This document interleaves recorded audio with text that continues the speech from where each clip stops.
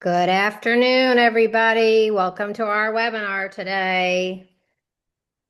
Welcome in. We'll get started here in just a moment. My name is Andrea Kelly. I am with SCORE Charlotte, and welcome.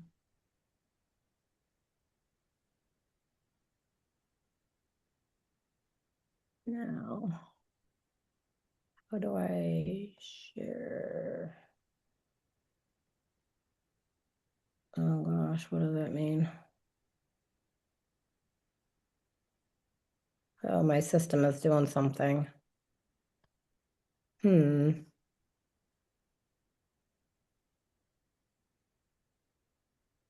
Okay.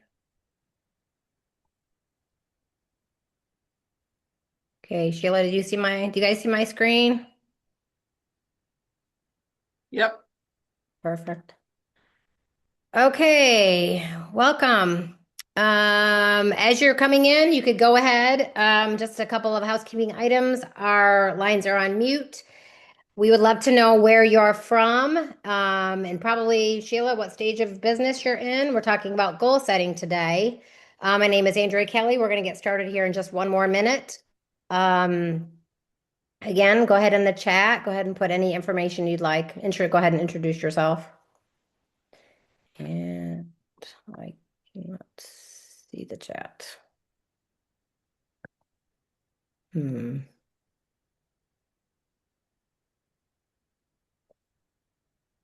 Oh.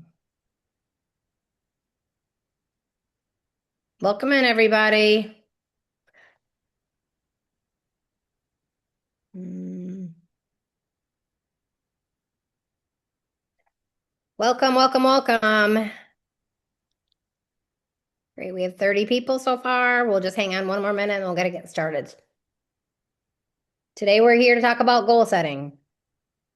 Goal achievement. Goal achievement. Sorry. Anybody can set a goal.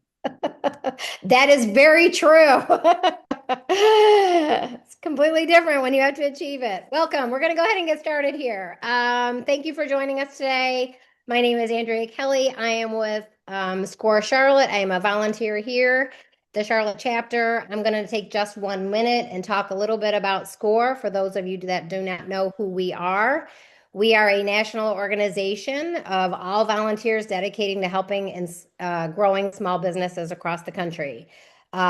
We have chapters nationwide. We have over 10,000 volunteers, and in the North Carolina area, we have 500 volunteers. Here in the Charlotte chapter, we have 90 volunteers. You can see from our slide the services that we offer. We offer confidential mentoring. We offer educational programs such as these webinars. We have online resources and community and outreach events. Again, the best part of us, anything that we offer, everything is free of charge. So yay for that. So today, again, we have one of our wonderful presenters with us, which is Sheila Neisler from Catalyst Marketing Consulting, and we're going to talk about goal achievement. And then one last thing, if you are interested in using our services, you can go to score.org. You type in your zip code, and you can certainly peruse our website, but that would get you to request a mentor for free mentoring services. And on the slide here, you can see all of the chapters that we have in North Carolina. I know some of you are not with North Carolina, you are outside of our state. So again, just go to score.org, type in your zip code, and then your local chapter will come up. So with that, I am going to turn it over to Sheila. Again, I am your host and moderator. I will be monitoring the chat. So if you have any questions, we would love to make this as interactive as possible. So we will stop Sheila at some point and we will get your questions answered. So again, thank you, Sheila, for presenting today and supporting SCORE, and I will turn it over to you. Cool. Well, first of all, hey, shout out to Jody in Asheville. I actually know where your place is. I walked by it many, many times. I'm actually going to use some data from a program that I actually worked in Asheville with. So it's good to be here. The first thing I want everyone to do is to, now you only told me where you're from, but tell me what the greatest thing you're proudest of that you've already accomplished this year, because we're going to start from a positive way to build your goal achievement, to say, what have you accomplished? What are you really, really proud of? And then the next question is, what do you want to accomplish in the next 12 weeks? Sheila, go ahead and share your screen. Okay.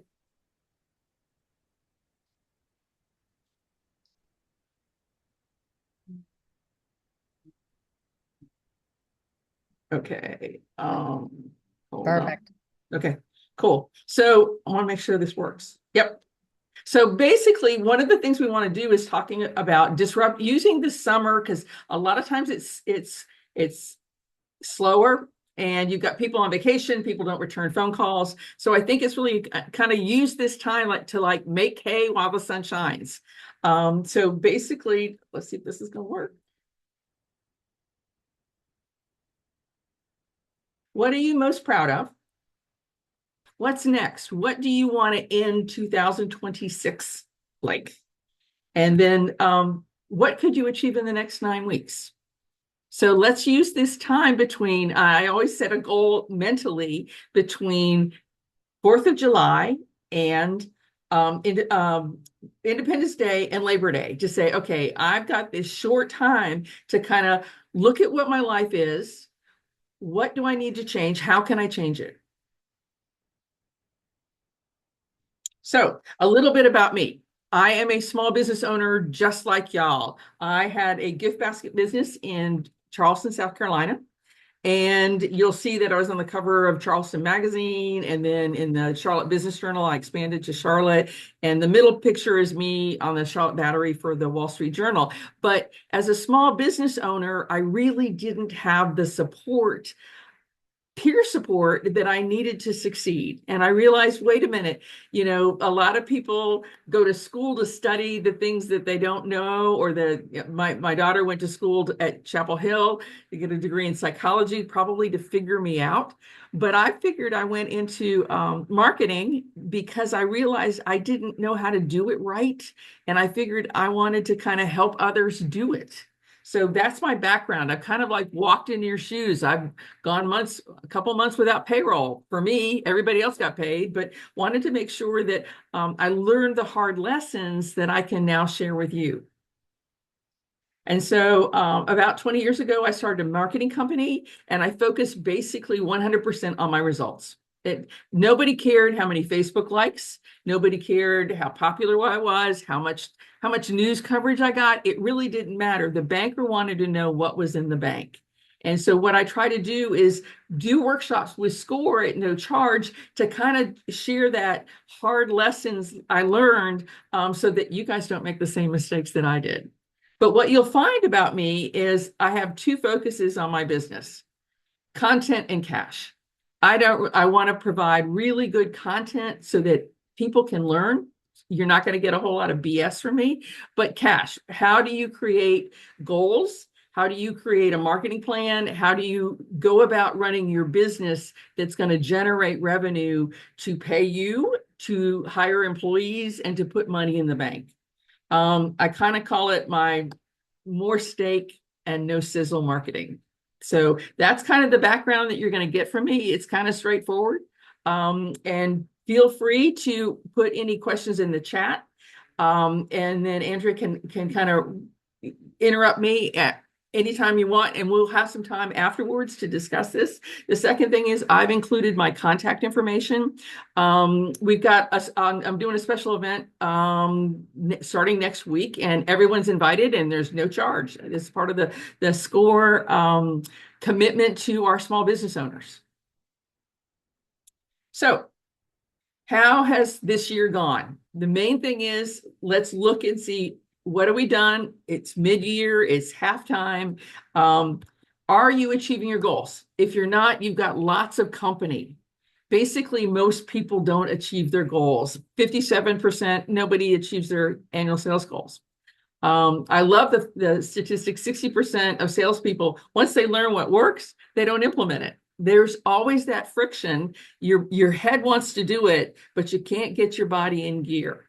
The other thing that's interesting, I do a workshop for a number of companies in January. Well, by February 13th, everybody's goals are in the rearview mirror. So We all are guilty of this. And this is why I really love teaching this class, because I need to do the same thing that I'm preaching. So I've got to do all the research. I mean, it's almost like, the Sunday school teacher learns more than the kids.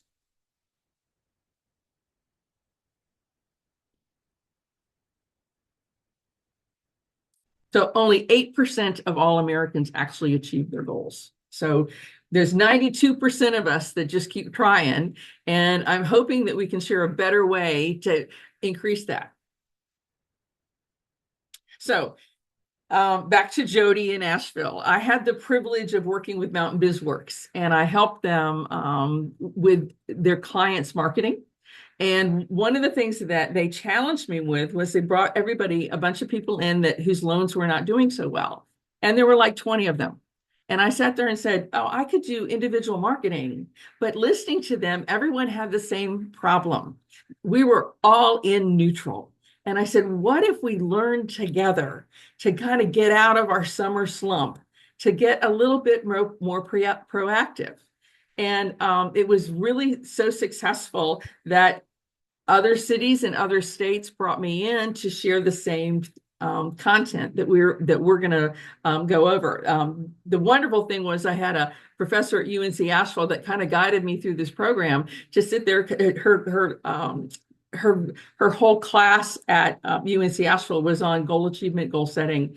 But this platform has worked for about 12 years. I started in Nashville and then worked with the St. Pete Chamber of Commerce and the Greenhouse. It's a business incubator in St. Petersburg. And we've been doing this program for now going on 8 years. So happy to share the content with people from all over the Southeast. Hello, Virginia. So what I did was I started looking. I don't know if you know who this woman is, but she was a housewife in the Bronx. And these are pictures of her gaining weight. She got up to like 218 pounds. And basically what we're going to do is follow her story. And so we're going to follow her story, but we're going to kind of sift it and filter it through Occidental College in Los Angeles. So there is an urban myth that the people that wrote down their goals at pick your Ivy League college, Brown, Harvard, Yale, they said, oh, if you write down your goals, you're going to be in the top 3% of the class. And you're going to make more money than 97% of the bottom of the class. Well, Fast Company years ago actually did a research and found out it's an urban myth. Nobody could find the data. It didn't work. I mean, it was just a rumor and an urban myth. Probably one of the professors encouraged people to write their goals down. Well, there was a professor at Occidental University that said, okay, if there's no data there, then let's find it. And so she created a class around the world, just random people from all walks of life, all cultures, all ages and stages. And she broke people into groups. One group thought about their goals. Another group thought about their goals and wrote them down. Another group created an action plan to achieve those goals. Another group shared those goals with peers or people in their group. So there was obviously a control group, but then she had all these other groups that were doing different things. And then another group used an accountability system. So they would check in every single week to see how they were doing, what their successes and what their setbacks were, what did they learn. And so I followed this and then added an extra layer because we were in Asheville. I said, okay, let's do this in person. Let's have a face-to-face. It's almost like having a gym buddy and you always commit to working out. Well, her data showed a lot of things. There was a 77% increase in goal achievement. And so between the people that thought about their goals and wrote them down, and the people that went through the steps to create an accountability system, they increased their achievements by 77%.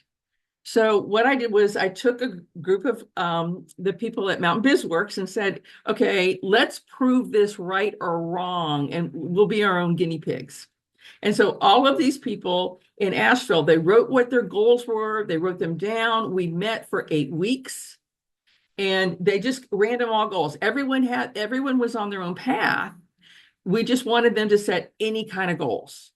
And what happened was everyone, 66% were more confident, but 90% were more focused on achieving their goals. And I realized this is kind of like a secret sauce in any kind of goal setting. So let's talk about what I just said her name wrong. Tali Sharot. She's a PhD associate professor. She's done a lot of TED Talks, and she is from Israel, but went to Harvard to get her PhD. She's got all these degrees, but she kind of came up with some concepts on positive thinking and how your brain works. And what she learned was, sorry, my screen's acting weird. Be social about your goals. Make it a shared experience. Everyone loves to succeed. Think about the last week. But they also, when things aren't good, it's good to share your setbacks so that people can benefit. Offer immediate feedback and rewards. Acknowledgement has a 6-month halo effect. When I meet with a client, I always make a point to compliment them. First of all, it puts them in a good mood. It puts me in a good mood, but also both my client and I will remember that compliment for 6 months. It's got a halo effect. And also when you highlight other people's good behavior, it impacts on you and you are self-motivated. And then you monitor your progress versus your setbacks. I think we get so especially in sales, did we make the sale or didn't we make the sale? And I think a lot of it, if we reframe it to say, what's our progress? What's our momentum versus like looking at the obstacles?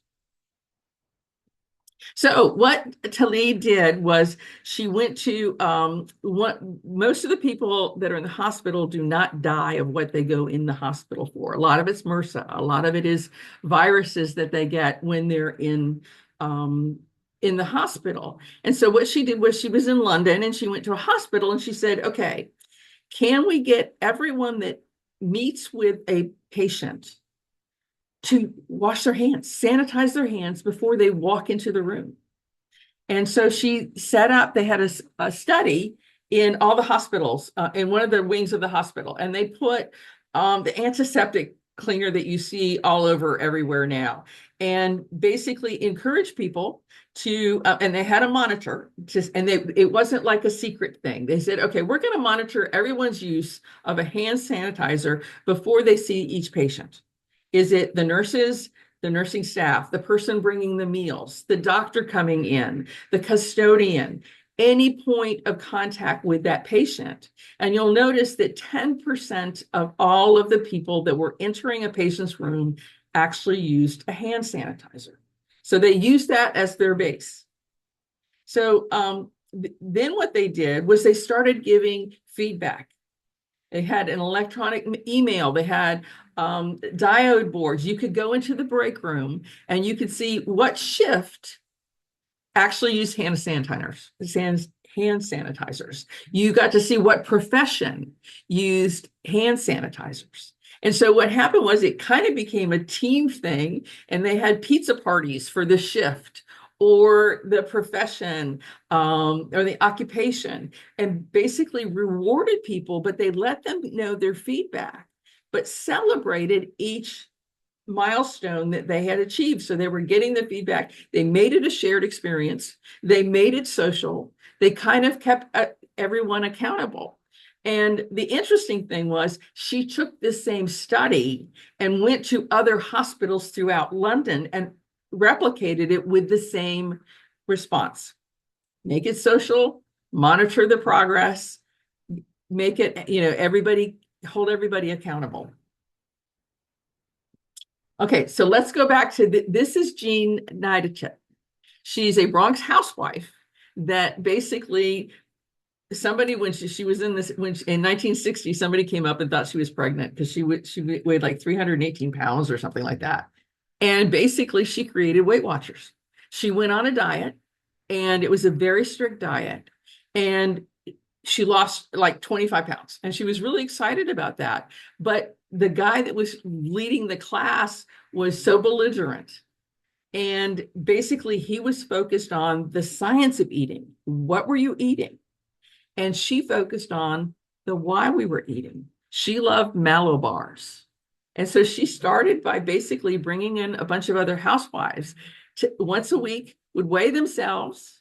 They would start writing down what they were eating, but then they'd also talk about why were they tempted to eat that pint of ice cream. So basically, she started in the 70s, she started Weight Watchers. It was the number one diet in the nation. And it obviously it's a $1.5 billion business. But basically what she did was she created a tribe of people that came together to support each other that had one shared goal. They all just wanted to get healthy, and they all wanted to get lose weight. It's interesting that Weight Watchers has also evolved, as all of them, all the diet companies have. But one of the things they started realizing is when they did a Weight Watchers app and they had in-person classes, that people that went to in-person classes actually lost 15% more weight, because there was a greater accountability with a human connection than just typing in everything that you were eating. And I realized people ask me what I call this, and it's almost like Weight Watchers for business. Because when you have Weight Watchers, you write down when you eat, you write down how you feel, you write down, you monitor it on a daily basis. And I wonder how many of us actually do that for our business. How many sales calls do we meet? How many follow-ups do we do? Are we spending time reading? Are we spending time in professional development? Or are we just, for most of us, going through the day and say, what's next? What's on fire? So you can't steer a boat that isn't moving, just like a light. So what they've always talked about coming up with smarter goals. And I'll tell you, there's a couple of things that I want to talk about. To achieve a goal, it's got to be specific. Did you do it or did you not? Measurable. How far did you get? Actionable and achievable. I mean, I think that's really important. Does it take a change in your momentum or a change in your activity to achieve the goal? Because then you can keep replicating it. Is it resourced? Now, there's a good group of people that think it's that R should be relevant. I'd say it's resourced, because if you want to increase your sales by 20%, do you have the time? Do you have the energy? Do you have the effort? Writing it down doesn't get it. You've got to make sure that you have got the segments in your daily life that you can modify, adapt, change to achieve that goal. Is it time sensitive? Is it exciting? Do you get motivated by it? And then there's another group of people that says, is it revised? One of the things that happens is people said a lot of times they call them BHAGs, big, hairy, audacious goals. And what happens is sometimes that's motivating, but a lot of times it's debilitating. I was working with a client in Charlotte that he lost his book of business for commercial insurance was like $5 million. And he lost a client that was like 1.5 million. So he lost a significant, more than 20% of his business was lost. And so he set up a board, and it came out that he had to be set, his commercial team had to be selling like $75,000 worth of new business every single week. Well, that was so over the top. It totally demoralized morale because it was just too big. So when we came back and said, okay, what's really achievable? And do we have the resources to kind of do that? Obviously, he lost a whale. It's going to take a long time to get another whale. So can we change it, revise our goals, and go after smaller businesses to make this the incremental change to get us back to the $5 million book of business?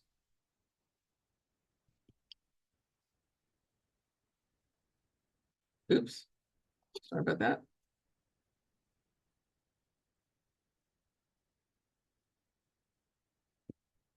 Okay, so what we're trying to do is introduce new neural pathways in your brain. You know, so much of our lives is on autopilot, and we're in a rut.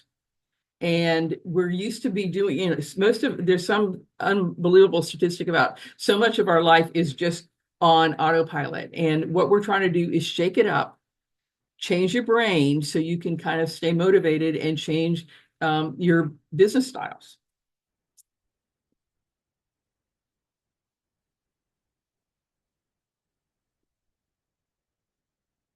Okay, this thing called reticular activation system. Okay, what you think about is what you bring about. One of the things they always use this comment that somebody is going to a car dealer and wants to buy a red car.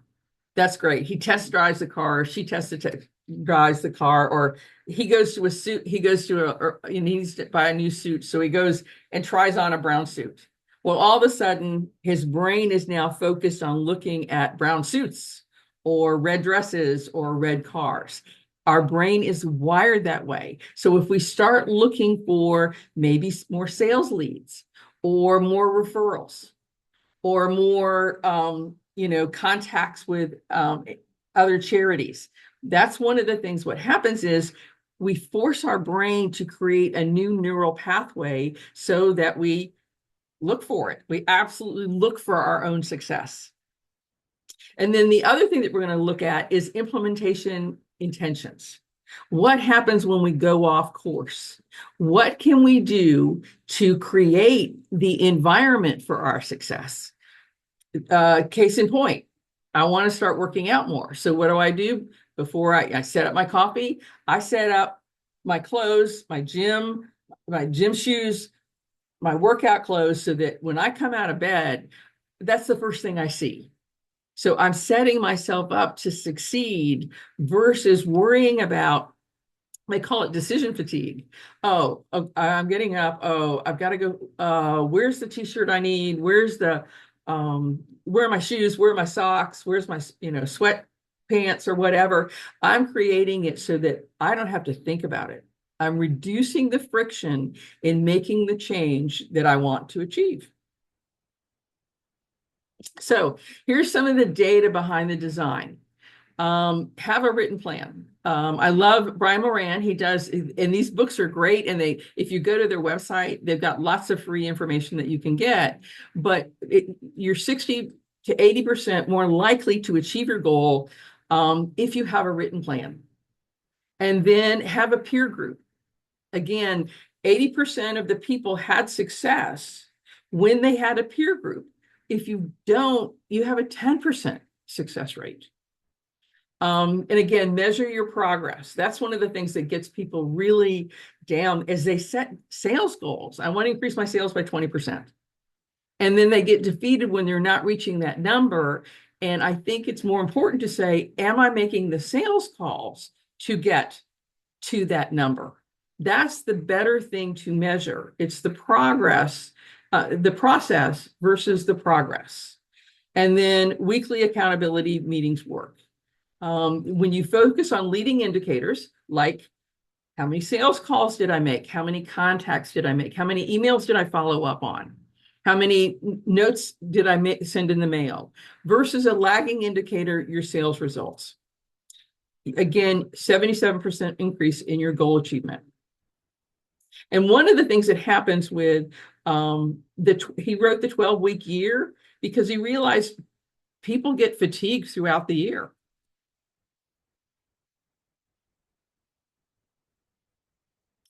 Here's more data. 52 weeks don't work. 40% of all sales occur in the last 6 weeks. A lot of times, many of us hit the summer slump. And again, people are on vacation. Unless you're in the travel industry and you're a destination, life moves a little bit slower. And so what he did was he compressed it and said, let's focus on 12 weeks. Periodization wins. You'll love this. It wins the day and the Olympics. What periodization is that you focus on 1 to 2 variables in a short time. The last Olympics, Katie Ledecky, they have a great video of her on YouTube. She had a glass of chocolate milk that she put on her forehead because her coach wanted her to basically make sure that she kept her head straight in the water. And obviously, a glass of chocolate milk in a pool would do it. But that in that periodization, it was a focus that she said, okay, it wasn't like I can cut my time down. That was her, obviously her overall goal, but what were the techniques that she needed to do to get her time down? And that hyper focus allowed that. There's the clearer, closer, better with Emily Balcetis. She talks about the British biking for the Olympics, the British biking team. They didn't focus on improving their time. They focused on, for 1 week, they measured the height of their seat. They measured how long that they could do. They measured how did they hunch over when they were biking. It's those little variables that you can tweak with a hyper focus that can kind of increase your routine. Shorter goals, shorter time frames, increase motivation. That is Joan Benoit. She was the first woman to ever win the Boston Marathon. One of the things that her goal was not to win the Boston Marathon. Her goal was to become faster. And so this is when women were first starting to run and every woman had pink running shorts. Her whole goal was to pass the girl in front of her that had pink running shorts. That was her. Making it a shorter goal provided her with greater motivation. In the Olympic world, it's called fartleks, when you basically gun it for 90 seconds and then you rest for 30, and then you gun it for 90 seconds and then you rest for 60. But that has allowed to provide greater motivation and building stamina. And then focused and fired up. When Emily did a thing in Central Park, she's in New York, she had people carry these weights and walk 50 yards. And she told one group of people just to walk the 50 yards. And then she told another group to look at the final goal and walk the 50 yards. And she basically, it was the same group of people because similar group, she measured them by their waist. So they basically had the same level of fat or whatever, or same level of leanness. And what they self-monitored, and found out that the people that focused on their goal and didn't like kind of wander around Central Park and look at everything, they realized the same thing with the same weight. They had less effort and they were 23% faster. So that's what we're trying to do with this summer challenge for everybody, is setting goals, making them short-term, focus 1 to 2 weeks on one thing that you can improve.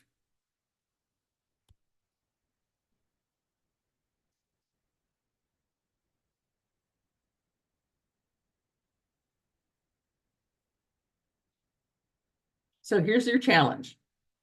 Find 3 smarter goals.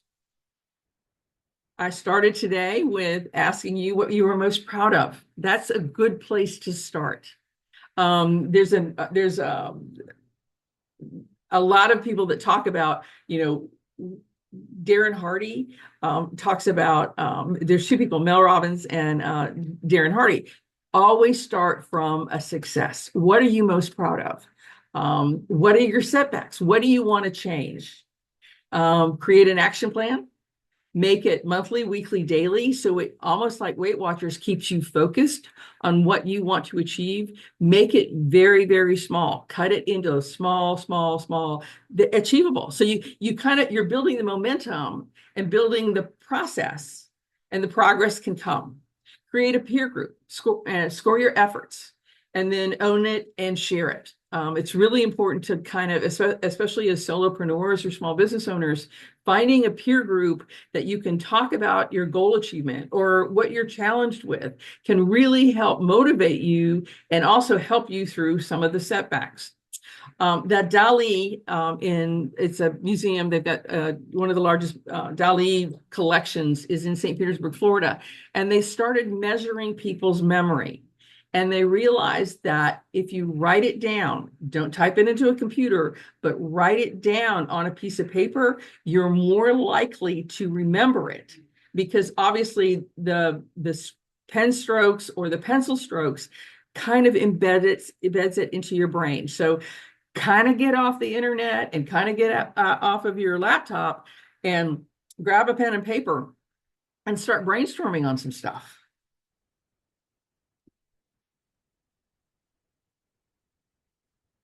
So one of the things that I did, and I've got some worksheets that I've updated, but this is kind of what, and this is kind of adapted from Darren Hardy's stuff.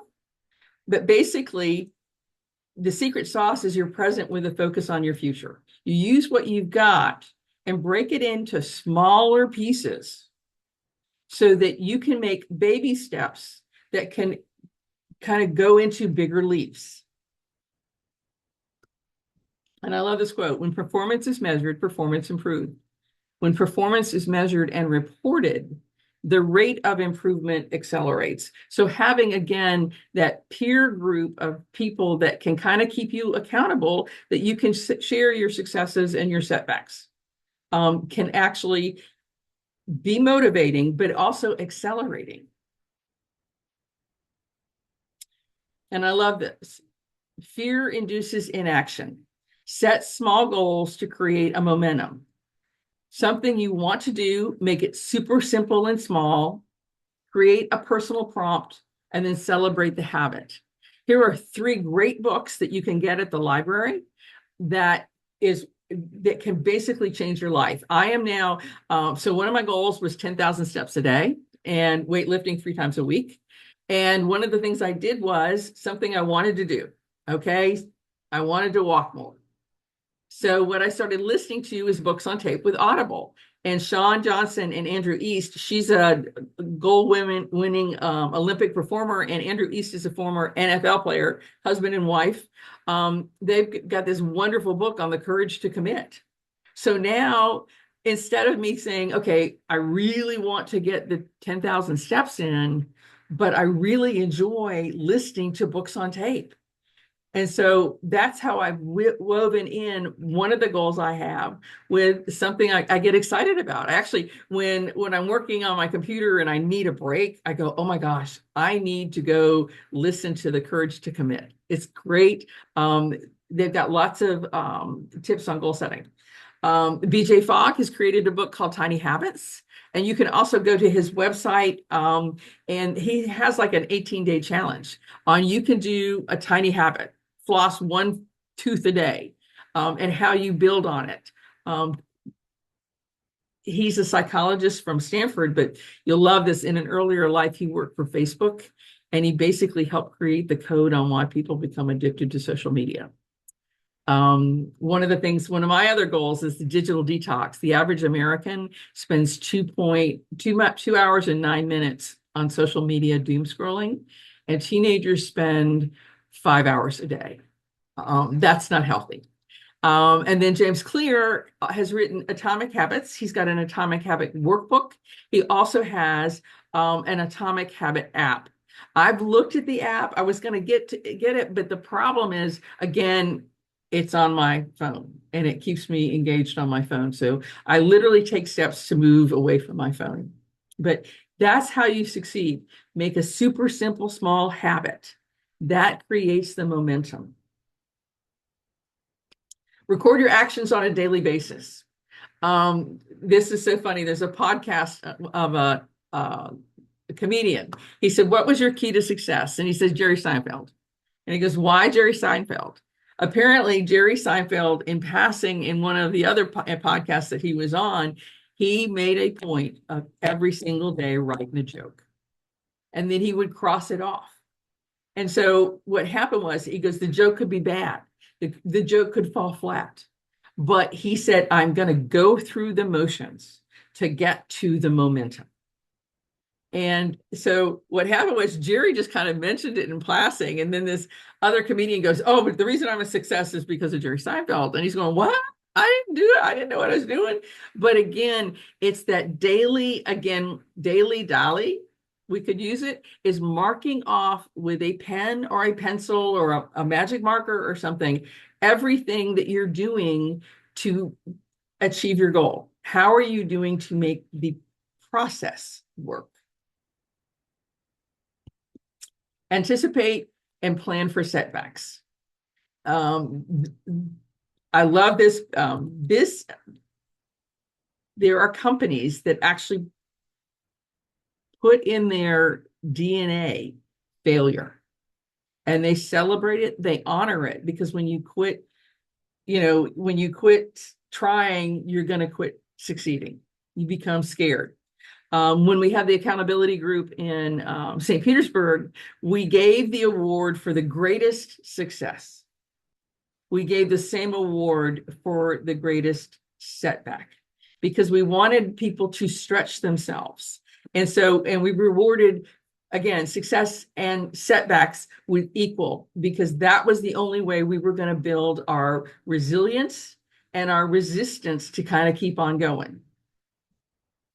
This is Susie Blakely. Sarah Blakely. Sarah Blakely is the founder of Fat Spanx. She's the creator of, she's got a great story on all her failures. It started in high school. Her dad was a very high-powered attorney in Clearwater, Florida, and the Friday night dinners were sacrosanct. He didn't come home a lot because he was working a lot of hours, but every Friday he was home for dinner, and he basically turned to Sarah and her brother and said, "What'd you fail at?" Because they were high achievers. She was like president of her class. She was a cheerleader. She was a star athlete. He did not care.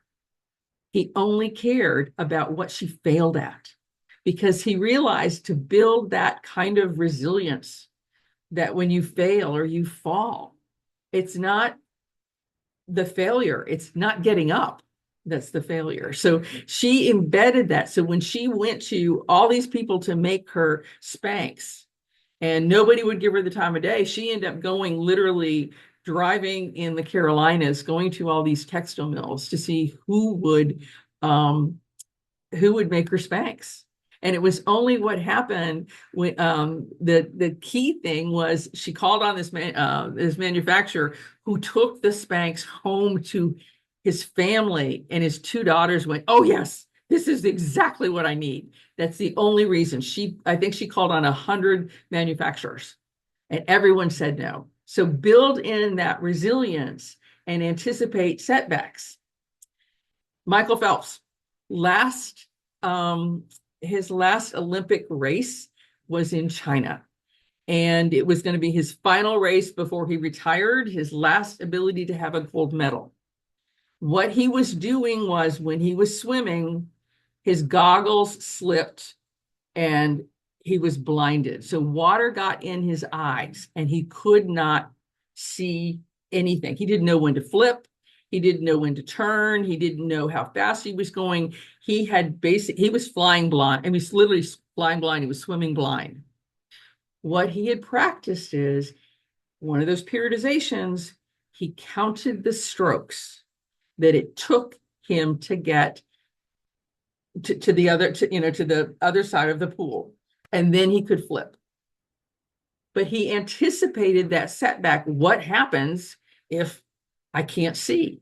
He ended up he created another world record, but he anticipated what would actually happen if something happened. And he was able to, again, counting his strokes kept him in a routine, but it also kept him anticipating some of the setbacks, but basically being able to adapt to those setbacks. So always think about what happens if you have a bad week. What if nobody returns your phone calls? It's the 4th of July and all the businesses are closed, or the boss is on vacation, or the gatekeeper's on vacation. How do you anticipate that setback and come back? Okay, I'm going to give you some goal hacks that can help get you started. Number one, and I am so guilty of this, 90% of all people check their emails within 5 minutes of waking up. And I love Darren Hardy. your inbox is nothing more than a modern day mailroom. Is that where you want to be working?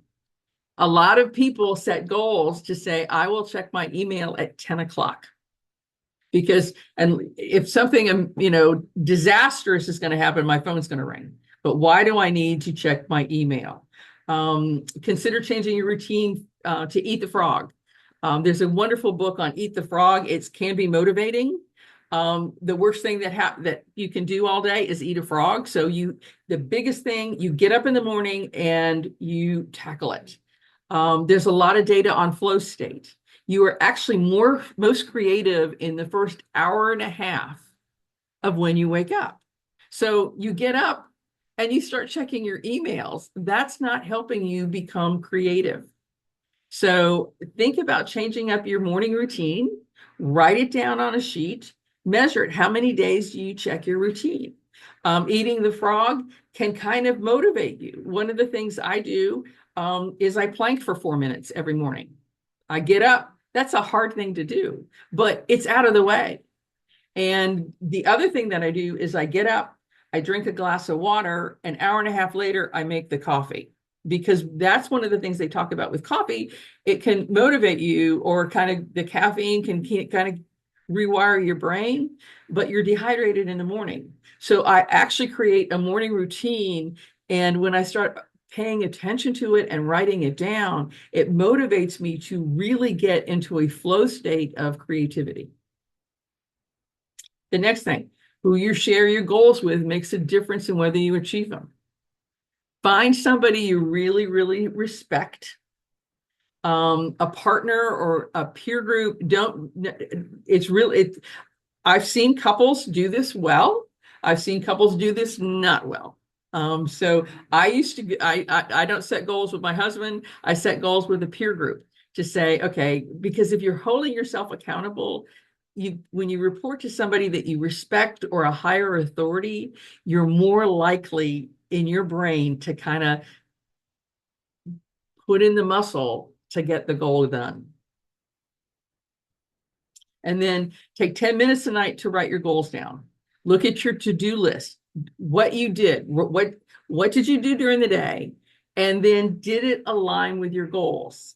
I have a daily, I start my day, I turn the page. I've got a 2-page journal. I turn the page. I write my goals down on one side to say that today's going to be a great day. Mel Robbins has got this 7 steps that she writes. I start with that. I measure my sleep. I measure how far I walk the next day. So I'm getting myself in a frame of mind on the left-hand side. And then the right-hand side, I write my goals I'm going to achieve, and then what my to-do is. And I look in to see, is there a misalignment? Because that kind of keeps me in the present mode to say, oh, I mean, just like Weight Watchers, this is what I want to do today. What was for breakfast? Bacon and eggs and grits and pancakes. Okay. Does that align with my goal? So it kind of checks me and keeps me very present in looking at what I'm doing now. And does it get me to the goal I want to achieve? And then I always start with gratitude, attitude, lessons learned. One of the things that I look at to say, did I give it 100%? And there are days I don't. But acknowledging that versus beating myself up to say, oh my God, today was wasted. Well, maybe it wasn't. Maybe I just didn't give 100%. But what was my attitude? Could I change my attitude? And what lessons did I learn? Okay, so what we're doing is part of this gap thing is to focus on the disruption. Think about your goals, write them down, create an action plan, share them, and hold yourself accountable. Again, data says 77% increase in goal achievement. So here's my challenge to everyone. You've got 63 days between now and Labor Day. That's 9 weeks. Remember, let's take a couple of weeks off of Brian Moran's 12-week year. Let's compress what we want to achieve to keep us hyper-focused. Okay, the first thing is find an accountability buddy. Find somebody that is in a peer group that you meet at the chamber. You could ask your SCORE mentor, someone that you respect, to say, okay, this is what I want to achieve. Do you have a goal this summer? Let's set a goal each other and keep each other accountable. But let's write down our action plans and compare. Does this make sense? Is it achievable? Is it a smarter goal? It might be pie in the sky, which is great, but you want to set yourself up for success. Number two, this is what I do, because if you get so concentrated in your business, okay, I want to, revamp my sales stuff. I want to increase my sales. I want to hire 9 people. You get all these goals that are business related. After a month, you don't want to go to your business. So what I look for is a well-rounded way to set your goals. So I use health, wealth, and happiness. Just easy for me. There's something I want to improve with my health. There's something I want to improve with my business. And then something I want to improve with my overall life. It could be going to church more often or volunteering at church. It could be working out more. It could be, so I want to create a well-rounded Sheila. So why not create well-rounded goals? Again, leading versus lagging indicators. Don't look at the end result. Look at the process. There was an NPR story on our success is about each other, but my effort is about me. I can control my effort. I can't control my success. So one of the things that we try to control is our success. No, let's control our effort. How much did we give to achieving that goal? Find the time. Okay, you say you've got a health goal, you've got a wealth goal, and you've got a happiness goal. How are you fitting it into your daily life? Do an audit to say, am I wasting time? Again, 2.2 hours, 9 minutes scrolling on Facebook, on all the social media things. I mean, I'm guilty of it because I'm a political nerd. But again, if I want to achieve a goal of a healthier Sheila, I need to take those 2 hours and redivert them into focusing on my goals. Again, bi-weekly periodizations for 2 weeks. One of my goals is to change my speaker. I'm a public speaker speaking assets. Okay, so 2 weeks I'm going to focus on the website. 2 weeks I'm going to focus on a reel. 2 weeks I'm going to focus on one sheet. That's lingo for speaking. But I'm not going to sit there and do a little bit here, and an hour here, and then let me take 2 days to do this. No, I'm going to focus and knock it out so that I'm not distracted. I'm also reducing my decision fatigue. Oh, I've got an hour. Should I work on my website, or should I work on my speaker reel, or should I work on, so again, 2 weeks, hyper-focused on 1 to 2 things. Hey, Sheila, Yeah, stop you. We have a question. sure. So it's a good question, actually. This person has conflicting goals and doesn't know how to balance them. So they're all important to her. So what do you suggest for prioritizing? Does she have too many goals, or how would you go about that? Oh, okay. So Jim Rohn thank you for the question. Jim Rohn basically said, if you have more than 3 goals, you have no goals. Okay. So look and see, and I've put my stuff in the chat. If you want to talk, schedule some time afterwards to discuss it, I'm happy to do that. There's a lot of conflicting goals. So that's a normal thing. I mean, when I sit there and say, I want to get healthy, I want to grow my business, and I want to feel good about it, a lot of times you have to look and say, what is manageable what can I do in 9 weeks? And I love it. The book, The Courage to Commit, that I mentioned earlier. One of the things that they talk about is, oh, I'm going to be a yoga person. And they go, no, commit to just a little bit. Commit to 3 months of yoga to say, does this fit? So you might want to take one of your goals and focus in on it to say, okay, I'm just going to focus on this. What has been the impact? Is it a worthy goal? Do we need to revise it? Is it less of a priority? And so just by basically putting yourself into that goal, you can help kind of prioritize what's going to be best for you. But again, I'm happy to do an offline conversation. Um, and then what, again, a morning, evening bookends. I find what happens with me is if I've got a morning schedule that I keep to, it gets me motivated. And then in the evening, if I have an evening schedule, put my phone in a different room, read for 15 minutes. If I do that, I kind of create in my mind more stability, more calmness in my life. Think about when you were growing up. You had to get up in the morning and your parents put you in a routine. And then getting ready for bed, your parents had you in a routine for the most part. Those were your bookends of your life so that you could spend the middle going to school, playing, meeting friends, growing up. And so what happens when we're adults, we kind of let that go by. So let's get back to being a kid again, that we have these disciplines in the morning and the evening. The other thing that the data has shown is that if you have a goal to get healthy, okay, like you want to lift weights or, create a routine of working out, what happens is your business improves. The second thing that happens, and right, vice versa, if you have a goal that's focused on your business, all of a sudden other parts of your life tend to improve because you have redone your brain. You've got a new reticular system on looking for goals, looking for success, looking for how you can improve yourself.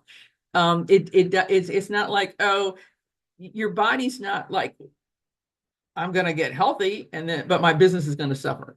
No, you're probably going to create the disciplines in either or to help both.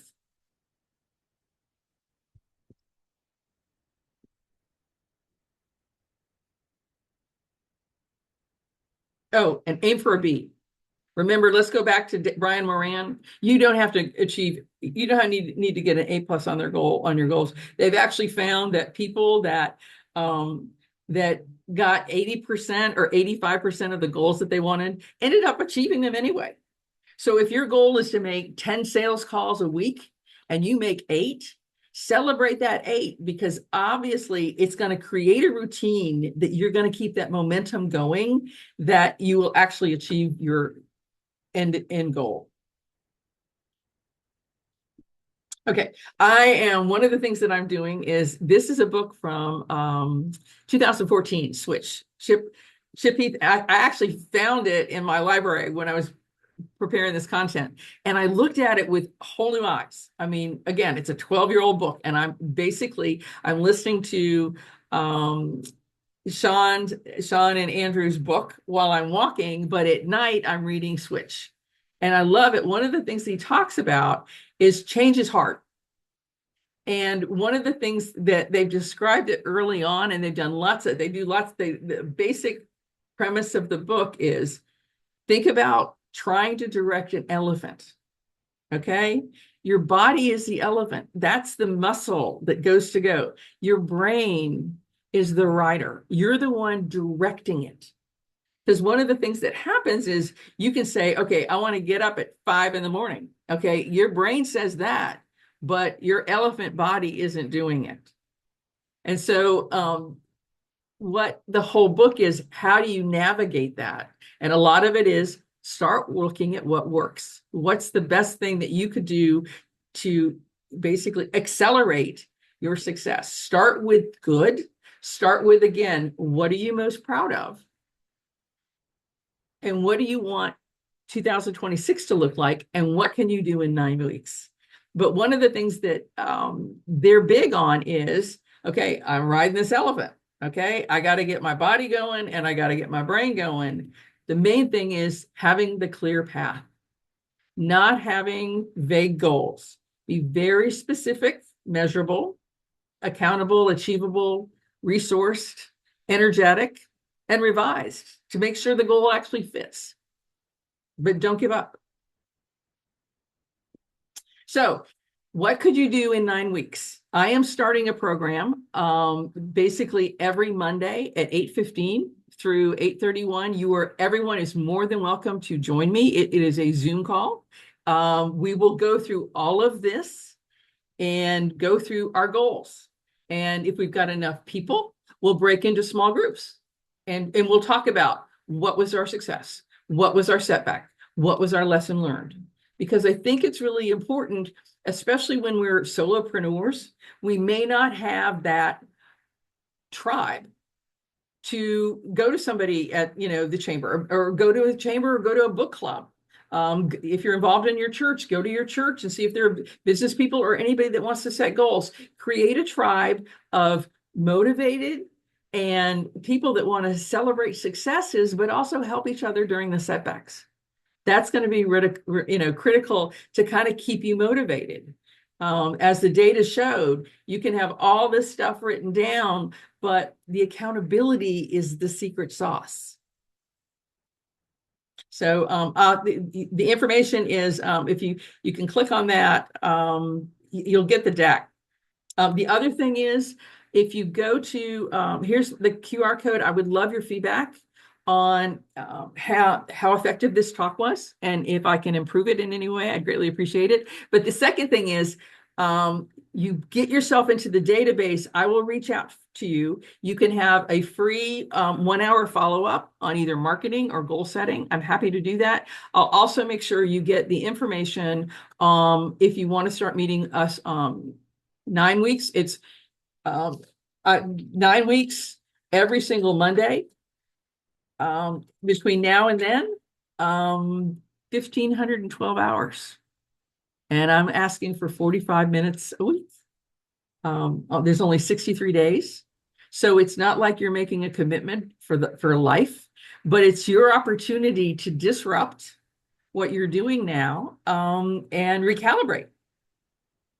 And Sheila, excuse me, how much is this program? Is it free? Gosh, it's free. Yeah. Great. And that's you said, what time is it at? What It's time? on Mondays at 8:15.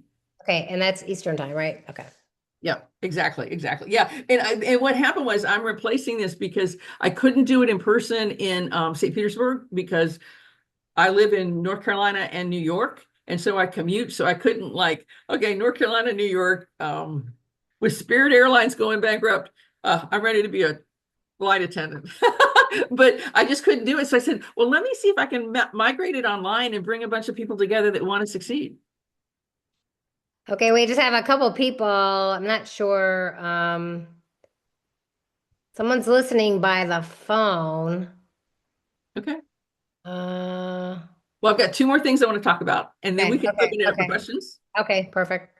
Oh Sorry. yeah, we've got 27 minutes. Okay, Okay. so this is, I love this. This is a picture that is in my study, in my office. This is from Brook Green Gardens, but this guy is an artist that basically, it looks like he's building himself. And I look at, that's who we are. We are all always a work in progress. We are always a work in progress, and he's sculpting himself. And I love that, because it kind of wakes me up in the morning to say, okay, Sheila, you're in charge of you. It's a new day. You turn the page on your journal, you start all over. And it's my responsibility to kind of make sure I've got the right attitude, and I can get there, because I love this quote. Nothing can stop the person with the right attitude from achieving their goal, but nothing on earth can help the man with the wrong mental attitude. So my question is, are you looking backwards, or are you looking forwards? And then I use these. Some days it's easier, some days it's harder. Be it easier or harder, there's only one way to get there, and that's to start. And this, let's go back to the recession of 2008. Ships don't sink because of the water around them. Ships sink because of the water that gets in them. Don't let what is happening around you get inside you and weigh you down. And so that's what I love the Monday morning. I actually have a 7 o'clock international accountability call that I've been on for like 7 years.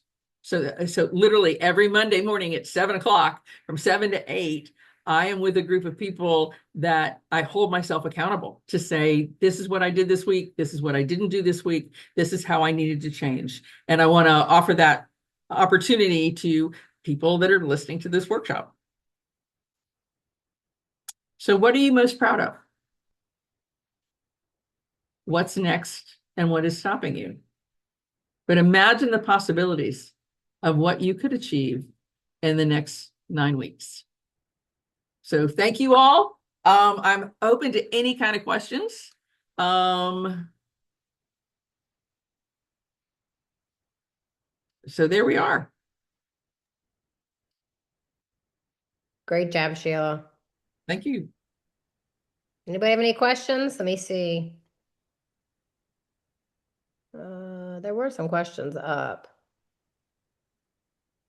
Yes, everybody's going to get a copy of the recording and the slide deck. I have also, Sheila shared at the beginning of this her information, and then I also reshared it a few minutes ago as her contact information. So you guys can see that there. Um, link to MO Yeah, meeting. if you go to the Talkadot again, it's all data, like it's 5 questions or something like that. It's quantitative feedback and qualitative feedback. But then once I get your database, I will or your email, I'll send you the worksheets, because you're only going to get the worksheets with if I can kind of just figure out who you are. And the reason last time we did a workshop, I was giving everybody advice in North Carolina, and there was one woman from Chicago. She goes, "Why do I need to join the North Carolina Chamber of Commerce?" She was in Chicago. So I want to make sure I'm providing y'all with the geographical ideas that are going to make the greatest impact for you. Okay, so somebody, I think, did you have the link on the last slide, Sheila? Because it went away. And somebody's asked, it says Yeah, ask your yeah, host. I'll go back to the, Yeah. hey, here we go.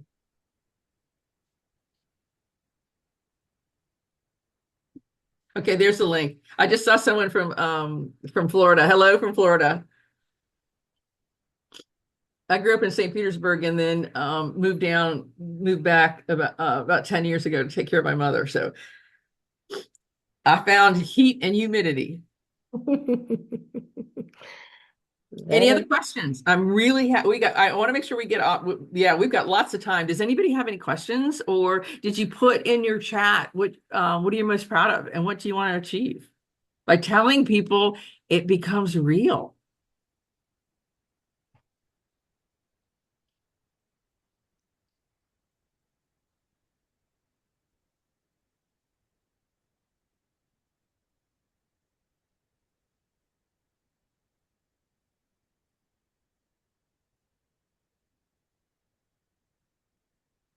Oops. Sorry about that, guys. There's a question. Maria has a question. How can you tell when you have a real obstacle versus when you're just making excuses or self-sabotaging? Um, okay, first of all, I'm going to answer it in a funny way. I call it Sheilatage. I don't call it sabotage. I don't know who Sabbath is, but I literally catch myself going like, what am I doing? Am I creating my own obstacle? I love that. Um, but basically that's you write down to say, is this an obstacle? Is this a permanent no? Or is this something I need to go through that's going to make me better? I think that having that right attitude, and then talking with your peers and saying, hey, am I crazy? Am I crazy? Sean and her husband, you'll love this. They created, it sounds like a great idea. They created Birchbox. They wanted to do a Birchbox, which is when they sell, makeup, women get a monthly subscription to makeup. They wanted to do it for athletics. And they had like thousands of people sign up, and they realized they couldn't do it. So they had to send everybody's money back to say, this is a great idea. We don't have the resources to do it. Please accept, we'll do better. They had a unicorn. He had a coffee company that they loved. They created a coffee company, and everything's going to be wonderful. And they realized that was not going to achieve their goals. So they looked at it, and in that book, The Courage to Commit, there's a whole chapter on when to give up. Okay, how do you stay focused and not be overwhelmed by your big goal? Okay, there's an easy answer. Um, Jean Marie or Jean Mary. And this happened to me. Break it into smaller goals because it's going to create in your head the momentum and again the reticular activation system to say, okay, this goal is overwhelming to me, but today I made one step. I made one, and again, focus on what you can do on a daily basis to get to the goal. Darren Hardy says you don't need to get to the top of the stairs, you have to take one step. And believe me, I've always, every time I do these workshops, I'm like a kid in the candy store, like, oh my God, I want to do all this stuff. And I'm going to go, okay, Sheila, what's realistic? What can I do to improve my life or improve my business? One baby step at a time. What is your favorite email marketing platform goal? I'm not Oh, sure what Michelle is asking there. Michelle, I don't know what your question is. I mean, I've used constant contact. If you're looking for a vendor, but I mean, I don't know. Yeah, maybe a little bit more information there. Exactly. Constant contact. But yeah, but I think again, the secret sauce is going through. There's a whole book on boredom in The Courage to Commit, because even they're saying that the awards and the medals aren't won on the court; they're won before you get to the court and or on the ice or something. They talk about a lot of Olympians, and it's the daily grind that people give up, and it's that daily momentum and the boredom of just like working through it. I mean, there are times I go to the gym and I go, oh my God, I don't want to go to the gym. There was one thing in BJ Fogg's book that the person said, okay, I'm going to go to the gym every day. And one time they just put on their shoes and went to the gym and sat there for 5 minutes and said, okay, I went to the gym. Well, the next day they go, well, I'm at the gym. Well, if I'm here, I might as well work out. But that's how they created. They didn't want to do it at first, but they said, this is the goal I wanted. My head did it, but my body didn't. And, so what they did was, well, while I'm here, I might as well work out. And so it kind of created the new neural pathways to say, okay, I can put this in my schedule. I'm going to give up something and that probably is not as, helping or healthy. And just is starting a routine. You can see the question, Sheila, right? Um, the goal this week is to sign up with an email platform. Oh my gosh, I would Google it. I mean, everybody's got one. Zoho has got their own email platform. Um, Again, that's a marketing question on why you need to send the emails. I mean, sometimes it works, sometimes it doesn't.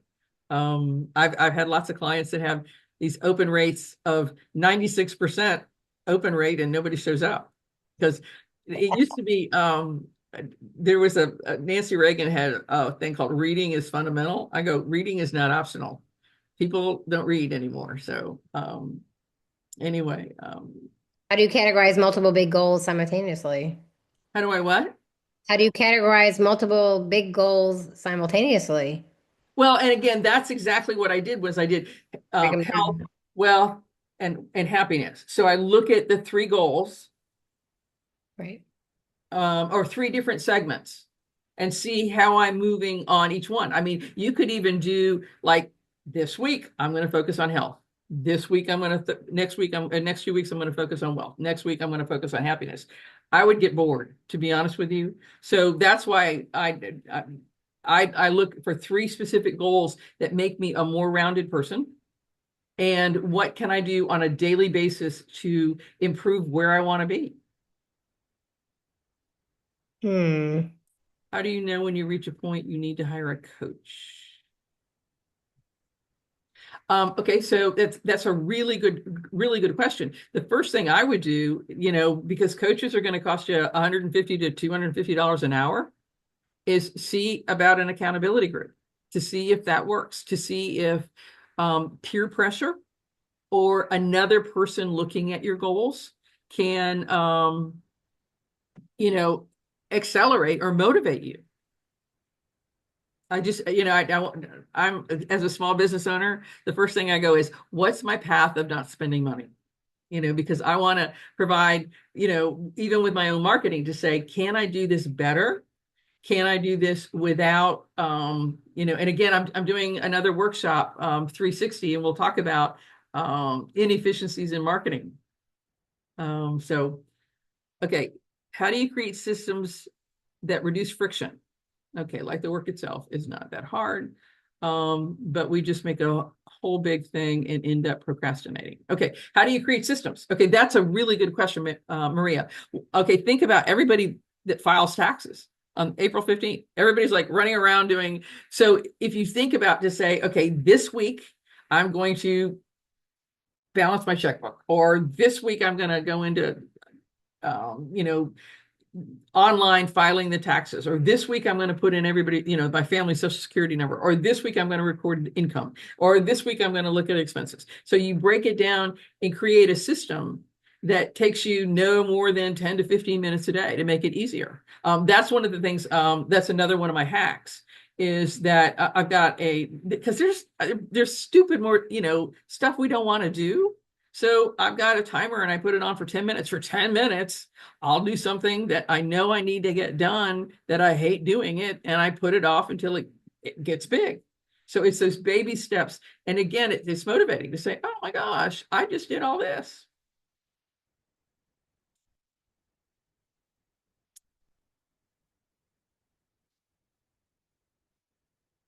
I love Maria.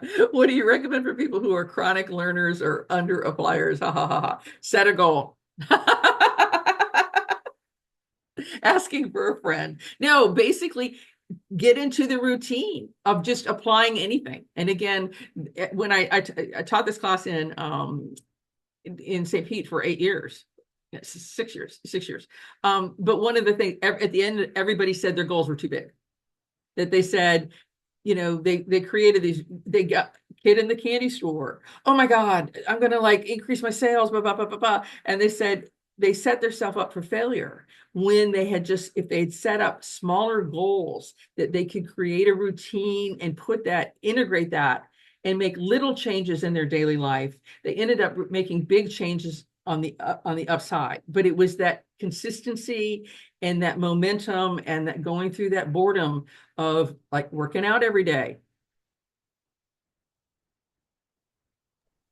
Jeffrey's asked this choice. So how do we, yeah, dedicating time is necessary, but what if our current situation doesn't necessarily allow for regular routines? So his schedule is a little undefined or sporadic. Okay, So Jeffrey, I'm in the same boat you are. I mean, we're both rowing. And the one thing that I can control is the beginning of my day and the end of my day.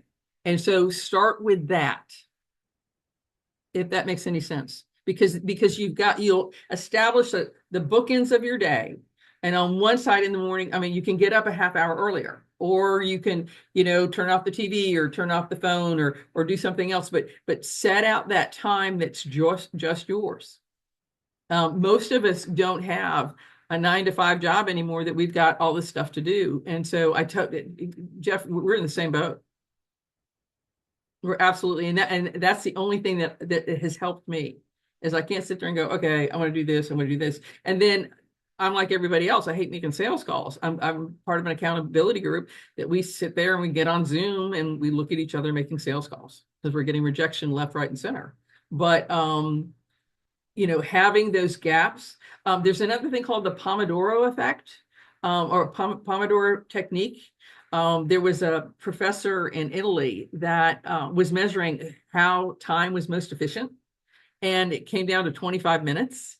And he was working in his kitchen, and he said, "Oh, I would have named it after me," but he named it after the Pomodoro tomato, because there was a tomato timer in his kitchen, and he called it the Pomodoro technique.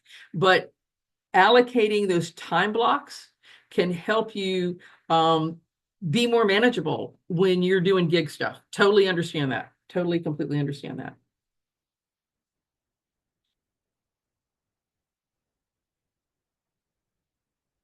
Okay. What major shift transitioned you from being able to leave 9 to 5 to be able to become an entrepreneur full time? Um, I just worked all the time. I mean, I think that was it. I mean, I was working to get the job done, not to do the job. And when I was working, I was a corporate financial analyst, and long hours, and it was great, but we were there to do the job. When I became an entrepreneur, I realized that doesn't cut it. Getting the job done is what cut it. Cuts it. And again, there's lots of things that you can do. Take tests on, are you an entrepreneur? I know there's a bunch of franchise people. They test you to say, is this going to fit for you? Does this fit your life? There was a guy that loved Paneras and wanted to own like 12 Paneras. Well, he wasn't a morning guy. Well, if the baker can't show up, are you going to get there at 3 o'clock in the morning? And he goes, no. They go, well, then maybe owning a bakery is probably not your thing. But it was going through what your lifestyle's like and what your personality's like. Bumping this one, Maria, how do you navigate all or nothing mindset to combat over rigidity? Again, break it into small pieces, because I know what that feels like. I'm just like, okay, this is it. This, you got to do this or not. This is, and I think having a little grace in the fact that you are in process, and celebrate the journey. One of the things Mel Robbins does in her she writes 7 things every single day, and one of the things is accept that I'm a work in progress and give myself some grace and celebrate that. Celebrate the little wins, because that will keep you motivated.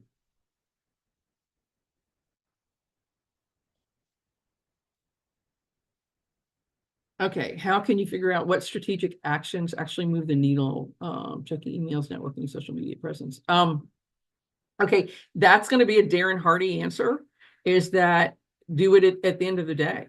I mean, none of that. I mean, I'm a big person. If you're a small business owner, you need to be networking. You're for the most part, unless you're an online, and this is a marketing question, but unless you're an online business with Etsy or with Amazon or something like that, probably 90% of your business is going to come from people within 5 miles of where you live or work.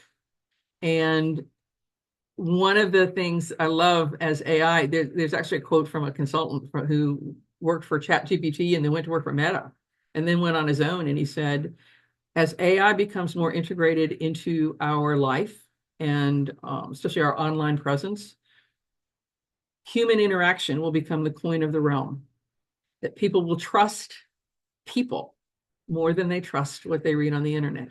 And so networking is huge, especially for small business owners, and learning to do it correctly can accelerate your business. I went to an event last night in Charlotte. I met a guy from New York with another guy in who runs the city club of Charlotte, who's from Dallas. Well, we knew enough people to refer others and make introductions. You're not going to get that on LinkedIn. It's going to be networking face to face and saying, oh, I know somebody, because you met them. And I met these guys and I went, oh my gosh, you need to be part of this group. Let me introduce you to the executive director. And Shane from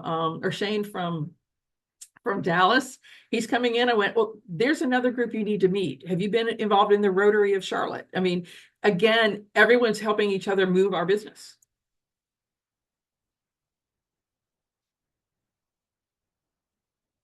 So, anyway, we got 7 more minutes. Okay, what does getting out of my comfort zone become my comfort zone? Okay, Jeffrey, I'm an introvert too, believe it or not. I will tell you my wonderful little secret about networking. Okay, I'm usually the one that shows up super early to help people set up. Okay, so I help whoever the host is, and then I stick around afterwards and help clean up. So all of a sudden, I become really good friends with the host, and I'm not jumping into networking and people. I'm busy doing something to help the event go on. And then based on the host, I'll go up to the host and go, hey, who's the banker in the room? Who do I need to meet? And then I'll get to go up to him and say, hey, the host suggested I meet you. Tell me a little bit about your bank. Tell me a little about who your target market is. Tell me a little bit about what you do. But again, doing the mundane work that nobody wants to set out, placemats or name tags or something like that, that gets me through my networking. I don't walk in with a charm offensive because I don't have one.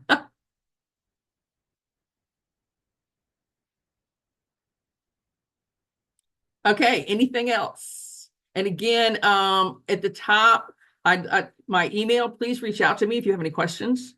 If you have a specific question, I'm happy to answer. Thank you, Rashid.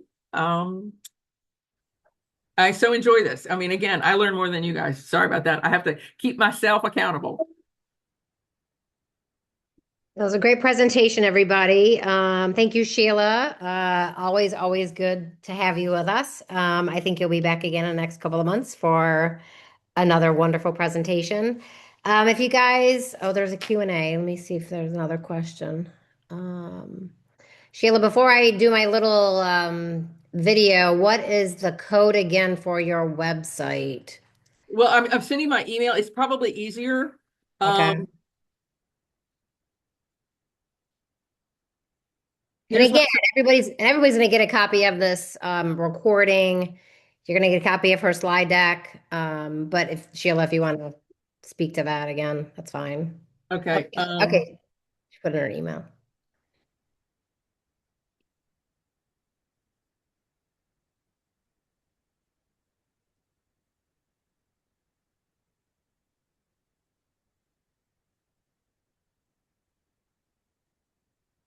There's the code, babe.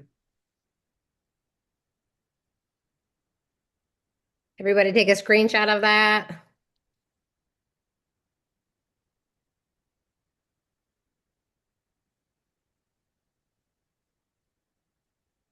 One more question. The Monday morning meetings, is there a link for that to participate? Yes, that's it. That's in the deck, and also it will be a follow-up email from me. Absolutely. Perfect. So in the next couple of days, give SCORE a few days. You'll be getting a follow-up email again with a link to the recording, a copy of the slide deck, and any information that Sheila wants to share with y'all. If you would just hang tight for another minute or two. As you know, SCORE has we are part and funded by the SBA, but we also, again, everything that we do here is free of charge. So again, we're looking for any kind of donation. I know everybody's starting a business and things are tight, but I do have a little donation video that I need to run. And there's a PayPal link that I've put in the chat. I mean, $1, $5, anything that you can, so that we can continue offering these great resources free of charge to y'all. So with that, I'm going to go ahead and share my screen. And if you could just sit with me for another minute while I run this little, whoopsie, video. So again, here's about our funding and before we wrap up. Before we wrap up, I want to take just 1 minute to say thank you for joining us today. We know your time is valuable, and we're honored you chose SCORE to help you grow your business. Now, SCORE has always offered these webinars free of charge. But here's the reality. Due to changes in federal... Oh, I'm sorry, everybody. Whoop. Having a problem Before there. we wrap up, I want to take just 1 minute to say thank you for joining us today. We know your time is valuable, and we're honored you chose SCORE to help you grow your business. Now, SCORE has always offered these webinars free of charge. But here's the reality. Due to changes in federal funding, some of our support has been delayed or even cut. And while we're committed to keeping these programs free, we need your help to do it. Think of it like this. 6 Today's webinar gave you real value. Maybe leave us a little tip, the way you would for a waitress who gave great service. Or maybe you want to give forward so the next entrepreneur can benefit just like you did. We're only asking if it's within your means. If it's not, please just keep learning and growing with us. But if you can give $5, $10, $25, whatever feels right will be directly helping us keep these webinars free for everyone. There's a secure link in the chat. Takes less than a minute to make a difference. Thank you again for being here, for your energy, and for supporting SCORE's mission to help entrepreneurs thrive. Great. So that with that, thank you for everybody staying on the webinar. Thank you again, Sheila, and give us a couple of days and everyone get the follow-up information. So with that, this webinar has been concluded. Thank you. Have Bye, a great day. guys. Take Go care. gold. Go gold. Take care. See you, Sheila. Bye. Bye.